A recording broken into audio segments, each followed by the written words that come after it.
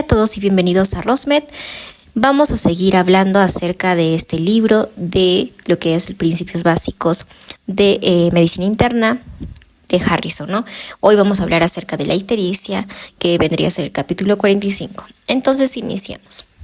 ¿Qué es la ictericia? Pues básicamente la ictericia es la coloración amarillenta de la piel y las mucosas causada por la acumulación de la bilirrubina en el cuerpo. La bilirrubina es un pigmento producido durante la descomposición de la hemoglobina en los glóbulos rojos. Esta coloración amarillenta se va a presentar cuando hay un exceso de bilirrubina en la sangre, una condición conocida como hiperbilirrubinemia. La ictericia puede ser un signo de problemas en el hígado, por ejemplo, una hepatopatía, o con menos frecuencia de trastornos que afectan la destrucción de los glóbulos rojos, como por ejemplo el trastorno hemolítico. Para evaluar la ictericia se realiza un examen físico. Primero se debe observar el color de las escleróticas, que son las partes blancas de los ojos. Las escleróticas son particularmente útiles para detectar ictericia leve debido a su alta concentración de elastina, que tiene una afinidad especial por la bilirrubina. Si las escleróticas se ven amarillentas, esto indica que la bilirrubina sérica está por lo menos en 51 micromoles por litro. Bien, ahora, ¿cuál es el mejor ambiente para poder hacer esta exploración? Bueno, hay que tener en cuenta que la luz natural es preferible para detectar ictericia en las escleróticas, ya que la luz fluorescente puede hacer más difícil la identificación. Si se sospecha ictericia en las escleróticas, se debe examinar la región sublingual, es decir, debajo de la lengua. En personas con piel clara, esta zona puede volverse amarillenta con el aumento de la bilirrubina y puede incluso tomar un tono verdoso en casos de ictericia prolongada debido a la conversión de bilirrubina a biliverdina. Bueno, ahora existe obviamente un diagnóstico diferencial, lo cual tenemos que tener en cuenta, ¿no? Entonces, ¿qué otras condiciones pueden causar esta coloración amarillenta? Pues van a ser las siguientes, ¿no? Primero, la carotenodermia, que vendría a ser una condición en donde ocurre cuando hay un exceso de caroteno en la dieta, principalmente de zanahorias, vegetales de hojas verdes, calabazas, melocotones y naranjas. A diferencia de la ictericia, la carotenodermia o esta condición básicamente tiñe la piel de manera desigual y no afecta a las escleróticas. En segundo lugar, el uso de quinacrina. Este fármaco puede causar una coloración amarillenta en la piel en 4 al 37% de los pacientes. Bueno, y finalmente la exposición a los fenoles. El contacto excesivo con fenoles también puede producir una coloración amarillenta en la piel. Y bueno, entonces cuando hacemos este examen o hacemos el examen físico, tenemos los exámenes de laboratorio. Y antes de los exámenes de laboratorio, pues vamos a ver en este caso el color de la orina, ¿no? Entonces, un signo adicional de aumento de bilirrubina en el suero es el color oscuro de la orina, que puede parecer té o bebida de Coca-Cola. Esto se debe a la excreción de la bilirrubina conjugada por el riñón. La presencia de de la bilirrubinuria, que vendría a ser la bilirrubina en la orina, indica que la bilirrubina directa está elevada y sugiere una hepatopatía. Y bueno, ahora hablemos de cómo prácticamente se produce la bilirrubina, porque de hecho, si es que queremos saber, estamos mencionando mucho la palabra bilirrubina, pues es esencial que sepamos cómo se produce esta bilirrubina. Entonces, vamos a hablar de 4 partes o 4 pasos en los cuales se va a producir esto. Primero, la producción. La bilirrubina es un pigmento producido durante la degradación del grupo hemo en la hemoglobina. La mayoría de la bilirrubina proviene de la descomposición de glóbulos rojos envejecidos. También se produce a partir de la destrucción prematura de las células eritroides y el recambio de las hemoproteínas como tal. Ahora, el paso número 2 vendrá a ser la formación. La bilirrubina se forma en las células reticuloendoteliales del vaso y también del hígado. El grupo hemo se descompone en biliverdina, hierro y monóxido de carbono. Luego la biliverdina se convierte en bilirrubina. Ahora, ¿cómo se da el transporte? Que vendría a ser el tercer paso. La bilirrubina no conjugada es insoluble en agua y se transporta unida a la albúmina en la sangre hacia el hígado. Una vez en el hígado se conjuga con ácido glucurónico, convirtiéndose en bilirrubina conjugada que es soluble en agua. Y finalmente la excreción. La bilirrubina conjugada se excreta en la bilis y llega al intestino, donde se convierte en urobilinógenos, y estos se eliminan principalmente con las heces y en pequeñas cantidades, básicamente por la orina.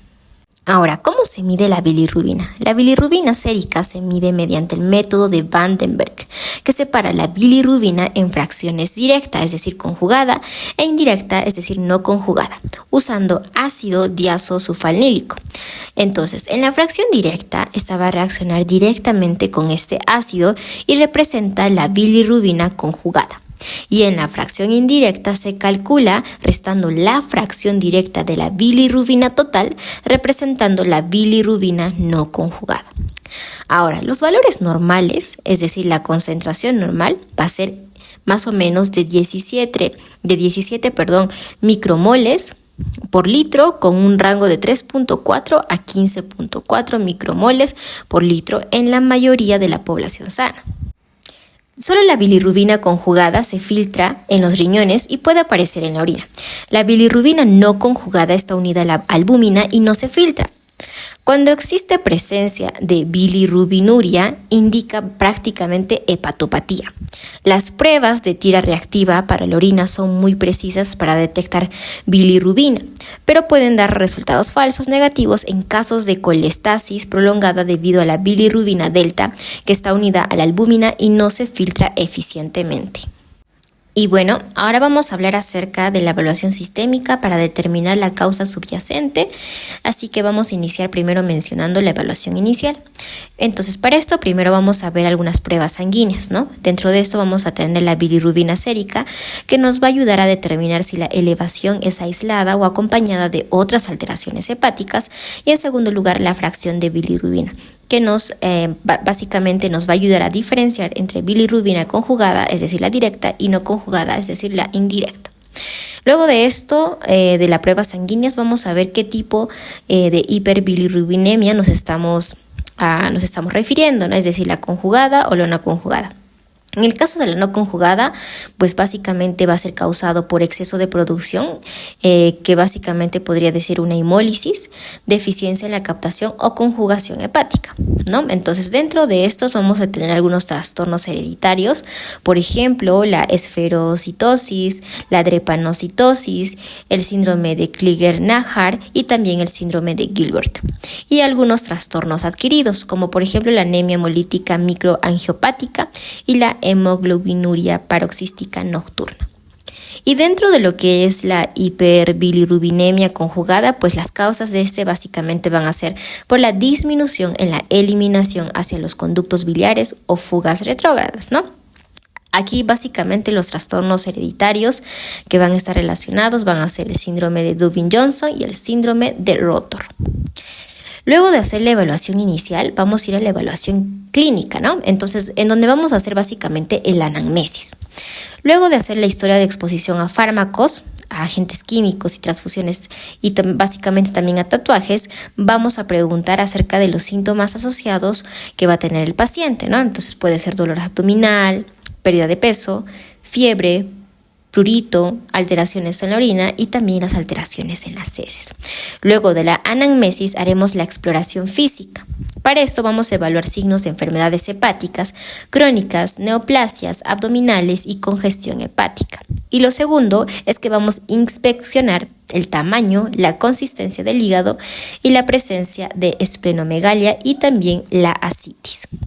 Después de esto vamos a pedir las pruebas de laboratorio. Para esto vamos a hacer la prueba de laboratorio de las enzimas hepáticas, ¿no? Vamos a pedir una aminotransferasas que básicamente nos va a indicar la elevación desproporcionada en trastornos hepatocelulares y la fosfatasa alcalina, ¿no? Que básicamente nos va a decir la elevación en cuadros colestáticos básicamente. Y luego de eso también podemos añadir otro tipo de pruebas, por ejemplo la albúmina y el tiempo de protrombina, que van a ser básicamente indicadores de función hepática y severidad del daño. Luego de eso, pues ya hemos mencionado, tenemos que hablar también de los diagnósticos diferenciales, pues mencionamos dentro de estos lo que son los trastornos hepatocelulares, ¿no? Por ejemplo, las causas de estos trastornos hepatocelulares van a ser hepatitis viral, intoxicación por fármacos, alcoholismo y cirrosis. El diagnóstico básicamente de estos tipos de causas van a ser por pruebas por hepatitis viral, ¿no? Es decir, por anticuerpos del IgM, antígenos de superficie y también el RNA. Luego de esto también podemos hacer la detección del ceruloplasmina para enfermedades de Wilson y anticuerpos para hepatitis autoinmune, ¿no? Entonces con esto podemos diferenciarlo de la ictericia. Ahora, el segundo tipo de diagnóstico va a ser la colestasis, ¿no? Entonces para esto, por ejemplo, hay que saber diferenciar entre la intrahepática versus la extrahepática, ¿no? Entonces, para eso también hay que saber hacer una evaluación mediante pruebas de imagen y otras pruebas específicas según el contexto clínico. Y finalmente, también tenemos que ver el diagnóstico diferencial con las reacciones a fármacos y a toxinas, ¿no? Es decir, tenemos que preguntar si es que hay algún fármaco que sea básicamente que la persona haya consumido, que nuestro paciente haya consumido. Para eso vamos a evaluar según la historia clínica y las características de la exposición a fármacos o a toxinas como tal. Y por último, en el libro se nos menciona cuáles son esas causas infecciosas comunes de ictericia. En esto vamos a tener lo que es el paludismo, que puede causar ictericia debido a la hemólisis y la afectación hepática. También podemos hablar de la babesiosis, que es similar al paludismo, pero básicamente también provoca hemólisis y puede llevar a ictericia. La leptospirosis, que a menudo se presenta con ictericia y daño hepático. El Mycobacterium tuberculosis y complejos de Mycobacterium avium, que pueden causar también afectación hepática e ictericia en casos graves o crónicos. La hepatitis viral, como tal, esta puede causar ictericia a través de la inflamación y el daño hepático. Fiebre amarilla y dengue, estas enfermedades también pueden llevar a la ictericia en sus fases tardías debido a la afectación hepática. La esquistosomosis o la fasciolosis y también la clonorquiasiasis, que vienen a ser infestaciones parasitarias que afectan al hígado y las vías biliares como tal, causando ictericia. También lo que es la candidosis hepática, la histoplasmosis diseminada, la criptococosis y también en algunos casos lo que es la brucelosis y el sífilis, ¿no? Como también el lepra. Entonces todos estos tipos de infecciones bacterianas pueden causar ictericia como parte de una presentación sistémica o por afectación hepática secundaria. Y finalmente, ahora sí nos habla acerca de, básicamente de cómo hacer esta diferenciación entre causas infecciosas y otras condiciones, ¿no? Entonces, primero, resumiendo de todo lo que hemos dicho, pues la historia clínica y epidemiológica. Básicamente la historia de exposición, preguntar viajes, preguntar contactos con animales o brotes de enfermedad puede ayudarnos a poder diferenciar infecciones específicas, ¿no? Luego de eso, pues los síntomas asociados, ¿no? Entonces, la ictericia está acompañada de síntomas como fiebre, dolor abdominal, síntomas respiratorios o gastrointestinales y otros signos específicos que pueden ayudar a identificar esta causa. Y finalmente, pues pruebas diagnósticas, ¿no? Para esto tenemos las pruebas de función hepática, las pruebas serológicas y de cultivo, en este caso cuando hablamos, por ejemplo, de las infestaciones parasitarias, y pruebas de imagen, ¿no? Que de hecho nos van a dar básicamente el diagnóstico. Y amigos, hemos terminado este capítulo 45 que hemos hablado acerca de la ictericia básicamente, y pues si te gustó dale like y suscríbete. Nos vemos en una próxima.